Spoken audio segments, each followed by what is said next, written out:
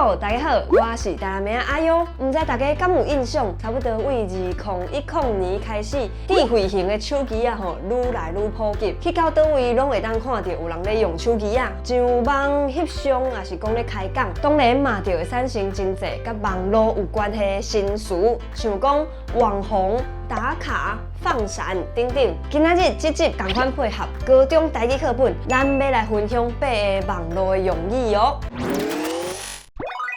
头一个是网庆，就是伫网络顶悬出名的人，因为真侪人的讨论就愈来愈红，名声愈来愈清。有的人是靠创作吸引真侪 fans， 有的人是用各种手段来制作话题，一样米饲百样人。网庆的路线嘛是百款。第二个词是断卡，我会记咧面册单开始流行的时阵，真侪人去到倒位，拢会随时翕相、po文伫遐断卡。啊，这个断就是断影仔的断，有迄种来到一个所在断影仔做纪念的感觉。华语讲是打卡，再来跟风的台语，大家会安怎讲咧？唔是对风哦，伊的意思是对一寡即卖的流行，所以咱会当讲对时行。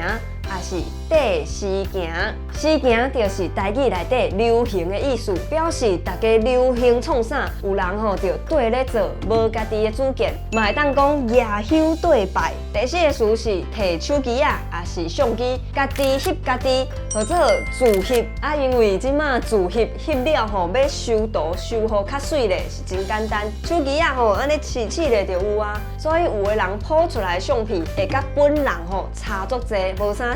就会讲讲是相片佬啊，佬啊就是台语内底骗子的意思，嘛叫做编嫌啊。相片佬啊就是咧讲华语照片啦，刷了打脸的台语。大家会安怎讲？伊的意思是有人讲出来的话，互证明是唔对的。华语就会讲被打脸嘛，台语会当讲去互洗面，因为洗面这个词除了甲面安尼洗好清气的意思以外，嘛有口洗侮辱的意思。另外，我嘛有看人用线面这个词，线脆皮的这个线来表示打脸的意思。再来第七个词是爱光，我嘛是头一摆听过，敢有人以为着是啥物？意思答案就是爱人啊发出来的光，华语叫做放闪呐。像讲有时阵看到别人安尼小意爱的相片，人会讲啊那会凶凶看无画面，就是咧讲有人迄爱光伤插目啊啦。落尾一个词应该是网络时代咧甲人